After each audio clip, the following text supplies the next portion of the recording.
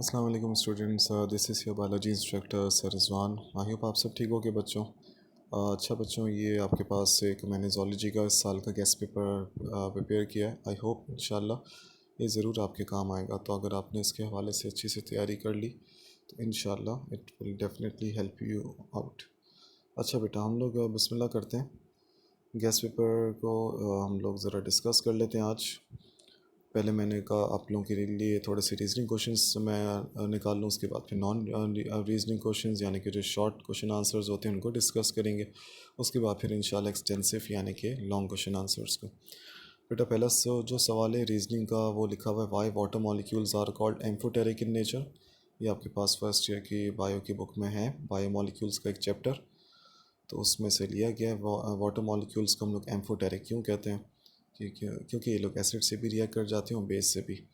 Y amino acids are named so, amino acids को amino acids क्यों कहते हैं। Why fats provide more energy than carbohydrates, fats carbohydrate से ज़्यादा energy कैसे प्रोवाइड करते हैं। Why enzymes are specific in nature, enzymes की नेचर स्पेसिफिक क्यों होती है। Why enzymes are called temperature sensitive, thermolabile वाली प्रॉपर्टी। एंजाइम्स टेम्परेचर सेंसिटिव कैसे होते हैं। Why enzymes activity is directly proportional to enzyme concentration. Enzymes की जो एक्टिविटी है बच्चों, सवाल में पूछा गया है कि वो एंजाइम की कंसनट्रेशन से कैसे डायरेक्टली प्रोपोर्शनल होती है। एक और सवाल है किंगडम एनिमिलिया का, why sponges are placed in animal kingdom when it lacks tissue organization. Sponges को एनिमल किंगडम में क्यों रखा गया जबकि इसके पास एज सच कोई टिश्यू ऑर्गेनाइजेशन नहीं होती। अगला सवाल है आपके पास, why flat worms are name so. Flat worms को फ्लैट वॉर्म्स क्यों कहते हैं। फाइलम प्लेटिलमिन्स से ये सवाल लिया गया है। Why protostomes are name so. Protostomes को प्रोटोस्टोम्स क्यों कहते हैं। Why question number 10, why diploblastic animals are different from triploblastic. End में ऐसा क्या फ़र्क है आप सबको पता है। डिप्लोप्लास्टिक में दो लेयर्स होती हैं, जर्मिनल लेयर्स एक्टोडर्म और endoderm. While in triploblastic organisms there are three germ layers, ectoderm, mesoderm and endoderm. Question number 11 है, why echinoderms are placed in bilateral when adults are radial symmetrical. As you all know बच्चों, phylum echinodermata में हम लोग पढ़ते हैं कि जो इनके जो अर्ली फॉर्म्स हैं, एम्ब्रियोनिक फॉर्म्स, उसमें बायलेटरल सिमेट्री होती है और एडल्ट्स में रेडियल सिमेट्री होती है। तो उसका रीज़न पूछा है। How stomach itself is protected against the strong HCl। Stomach के अंदर जो एसिड होता है HCl, उससे स्टमक किस तरह प्रोटेक्ट होता है, प्रोटेक्ट रहता है। क्वेश्चन नंबर 13 है बच्चों, how bile helps in the direction of fats. Bile जो है वो फैट्स की डायरेक्शन में किस तरह हेल्प आउट होता है, हेल्प आउट करता है। Question number 14, why SA node is called pacemaker of the heart. SA node को पेसमेकर ऑफ द हार्ट क्यों कहते हैं। अगला सवाल है आपके पास, why the capillaries have a single layer of endothelium. Capillaries के पास सिंगल लेयर ऑफ एंडोथीलियम जो होती है वो क्यों होती है, क्योंकि इनका ब्लड प्रेशर लीस्ट होता है, लोएस्ट होता है। Why higher animals need circulatory system. Higher animals को सर्कुलेटरी सिस्टम की क्यों नीड होती है। क्वेश्चन नंबर 7 है, why circulatory system of arthropods is called open type. और हमारे पास है क्लोज टाइप। आर्थ्रोपोड्स के पास बहुत सारे ऑर्गेनिजम्स के पास ओपन टाइप होता है जिसमें ब्लड जो होता है वो ब्लड वेसल्स में नहीं होता, वो बॉडी कैविटी से मिक्स हो जाता है। तो उसका यहाँ पे आर्थ्रोपोड्स के हिसाब से रीज़न पूछा है। Why blood flow faster in arteries. Arteries में ब्लड जो है वो प्रेशर वो तेज़ क्यों होता है, क्योंकि आर्टरीज का ल्यूमेन नैरो होता है। ल्यूमेन नैरो यानी कि वॉल्यूम कम तो प्रेशर ज़्यादा। क्वेश्चन नंबर 19 है बेटा, how the tumour cells are dealt with by our immune system. भाई ट्यूमर सेल्स के साथ हमारे इम्यून सिस्टम जो है वो किस तरह डील करता है। क्वेश्चन नंबर 20 है, why breathing in human beings is called negative pressure breathing. Humans में जो ब्रीदिंग होती है इसको नेगेटिव प्रेशर क्यों कहते हैं, नेगेटिव प्रेशर ब्रीदिंग क्यों कहते हैं। गैसेज एक्सचेंज से ही सवाल निकाले बेटा। क्वेश्चन नंबर 21 है, why hairs and mucus glands are present in nostrils and trachea to trap foreign particles. बेटा अगला आपके पास जो सेक्शन है वो नॉन रीजनिंग का है बच्चों। तो नॉन रीजनिंग जो है वो शॉर्ट क्वेश्चन आंसर्स की वो कैटेगरी जो थोड़ा सा ज़रा एक पेज या 1.5 पेज की भी जा सकते हैं। How many steps are involve in nucleotide formation. Nucleotide को बनाने में कितने स्टेप्स हैं। न्यू वाली बायो की बुक में ज़्यादा अच्छा से लिखा हुआ है ये। In list bio elements that make 98% of living system. Bio molecule से लिया गया है। बायो एलिमेंट्स की आप लिस्ट लिख दो जो कि तकरीबन 98% लिविंग सिस्टम बनाते हैं। हाउ मोनोसेक्राइड्स आर क्लासिफाइड, इसमें एक पूरा टेबल लिखना है आपको C3 से C7 तक का। कार्बन आइटम नंबर 3 से लेके कार्बन आइटम नंबर 7 तक, C3 से C7, ट्राइओस, टेट्रोस, पेंटोस, हेक्सोस, हेप्टोस, उनकी एग्जाम्पल्स भी। क्वेश्चन नंबर 4 है बच्चों, डिस्टिंग्विश या differentiate between saturated and unsaturated acyl cholesterols या फैटी एसिड्स। पार्ट उसमें भी लिखा हुआ है एक्टिवेटर्स और इनिबिटर्स में फ़र्क बता दीजिए, एंजाइम्स के चैप्टर से लिया गया। इनवर्टिब्रेट्स और वर्टिब्रेट्स का फ़र्क बता दीजिए, कार्टिलेजिनस एंड बोनी फिशेस का फ़र्क बता दीजिए। किंगडम एनिमिलिया से दोनों सवाल लिए गए। Tube like and sac like डायरोसिस सिस्टम्स का फ़र्क बताइए। अगेन न्यूट्रिशन चैप्टर का वन ऑफ दी आप समझ लो most important topic when it comes to differences. ये पुरानी वाली बुक्स में भी आता गया है। Single circuit and double circuit circulatory system का फ़र्क, और natural killer cell and cytotoxic T cells का फ़र्क। क्वेश्चन नंबर 5 है बच्चों, what do you mean bye prosthetic group. Prosthetic group को हम लोग थोड़ा सा आपको उसमें 3 से 4 लाइन्स में बताना है।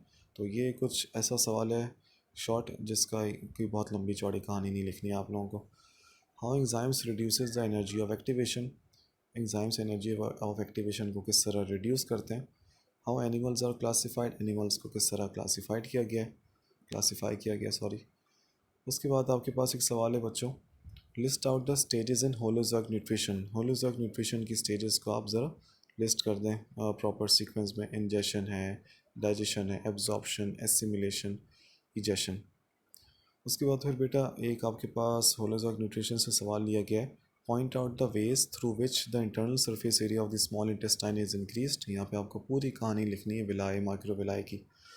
व्हाट इज़ एनोरेक्सिया नर्वोसा, एक साइकोलॉजिकल डिसऑर्डर है जो कि यंग गर्ल्स में देखा गया है, रिफ्यूज़ल टू ईट। तो उस पर पूरा नोट लिखना है आपको। क्वेश्चन नंबर 11 है बच्चों, list out some factors which may lead to obesity. New वाली बुक में बहुत अच्छे से लिखा हुआ है, आपको 4-5 ऐसे फैक्टर्स बताने जो बेसिटी यानी कि मोटापे को आगे जाके ये वाइज बनते हैं। What are the health risk involve in obesity, उसी पैराग्राफ में लिखा हुआ है ओबेसिटी के हेल्थ रिस्क बताने आपको कुछ, जैसे हार्ट इश्यूज़ हैं, डायबिटीज़ हैं। क्वेश्चन नंबर 13 है बच्चों, what is antipyretic therapy and why it is used. Pyrexia fever के अगेंस्ट में जो थेरेपी है तो वो उसको क्या है उसका सीन और वो क्यों है। List out 4 auto immune disorders of man के 4 आपको ऑटो इम्यून डिसऑर्डर्स जो हैं वो उसमें थोड़ा सा सबके बारे में थोड़ा थोड़ा ब्रीफली डिस्क्राइब करना है। क्वेश्चन नंबर 15 है, what is phagocytosis, name some WBCs acting as phagocytes यानी कि न्यूट्रोफिल्स, मोनोसाइट्स, मैक्रोफेजेस का जिक्र करना है। क्वेश्चन नंबर 16 है बच्चों, व्हाट इज़ इन्फ्लेमेशन, तो इसमें एक पेज का आपको नोट लिखना पड़ेगा। क्वेश्चन नंबर 17 है, outline the harmful effects of fever के हार्मफुल इफेक्ट्स। एग्जाम्स डीनेचर हो जाते हैं, टेस्ट बर्ड्स अल्लाफिस हो जाते हैं। क्वेश्चन नंबर 18 है बेटा, list out any 5 biochemical barriers, immunity से सवाल लिया गया है। क्वेश्चन नंबर 19 है, how carbon dioxide from cell transport from cells to lungs. तो इसमें आपको 70%, 20%, 10%, तो ये 3 स्टेजेस में आपको बताना है कार्बन डाइऑक्साइड किस तरह टिश्यूज़ या सेल से लंग्स तक ट्रेवल करती है। क्वेश्चन नंबर 20 बच्चों, what which of the pigment is called respiratory pigment. Respiratory pigment किसको कहते हैं, ऑफ कोर्स ऑब्वियसली हीमोग्लोबिन। तो थोड़ा सा यहाँ पे उसकी तारीफ़ें करनी है। क्वेश्चन नंबर 21 है बेटा, गैसेज एक्सचेंज से draw flow chart for the passage of air from external nostrils to alveoli. External nostrils से आपके पास नेजल कैविटी, फिर इंटरनल नॉस्ट्रल्स, फिर फेरिंग्स, लैरिंग्स, ट्रैकिया, होते होते कहानी आपको फ्लो चार्ट वर्टिकली में साइकिल नहीं बनाना, फ्लो चार्ट हमेशा पूरा इसका वर्टिकल बनता है। तो एल्विलाई तक आपको पूरी कहानी लिखनी है। क्वेश्चन नंबर 22 है बच्चों, how exchange of gases occurs at alveolar level. तो यहाँ पे आपको एल्विलाई और ब्लड कैपिलरीज का जो रिलेशनशिप होता है डिफ्यूजन का ऑफ गैसेस का, वो थोड़ा सा डिस्क्राइब करना है। फिर अगर हम लॉन्ग क्वेश्चन आंसर्स पर आएँ तो लॉन्ग सवालात में आपके पास बच्चों इस साल के लिए मोस्ट इंपॉर्टेंट जो सवालात हैं वो मैंने यहाँ पे लिख दिए। ज़्यादा है as compare to botany, I know. What is respiration, describe human respiratory system. Mechanism of breathing में आपको इनहेलेशन और एक्सहेलेशन लिखना है बस। क्वेश्चन नंबर 3 ज़्यादा इंपॉर्टेंट नहीं है, what is inflammation and why it is develop and how it is control. What do you understand by auto immune disorder. तो 3 और 4 को मैं ज़्यादा इंपॉर्टेंट नहीं रखूँगा as compare to 1 and 2। 1 and 2 में भी ज़्यादा मैं इंपॉर्टेंस दूंगा मैकेनिज्म ऑफ ब्रीदिंग को। Describe the structure of human heart, तो इसके साथ अगर मैं जोड़ दूँ कार्डियक साइकिल तो वो फिर हॉट फेवरेट बन जाएगा। उसके बाद फिर क्वेश्चन नंबर 6 है ACG के बारे में, तो इसको भी आप थोड़ा सा बात के लिए रख सकते हो। बात के लिए मतलब फर्स्ट प्रायोरिटी मैं ECG में नहीं रखूँगा मैं एज़ कम्पेयर टू बाकी सवाल। क्वेश्चन नंबर 7 है describe the process of digestion in stomach, तो मैं 7 और 8 को मिला के अगर देखूँ तो एक सवाल बन सकता है एक्सप्लेन ह्यूमन डाइजेस्टिव सिस्टम, तो माउथ से लेके आपको स्मॉल इंटेस्टाइन तक पूरा लिखना है। सही है। एक आपके पास सवाल है write down the journal characteristics. बेटा आप लोग से एक बहुत रिक्वेस्ट है किंगडम एनिमिलिया से ये ज़रूर फाइलम्स करके जाना, आर्थ्रोपोडा, एनेलिडा, मोलस्का।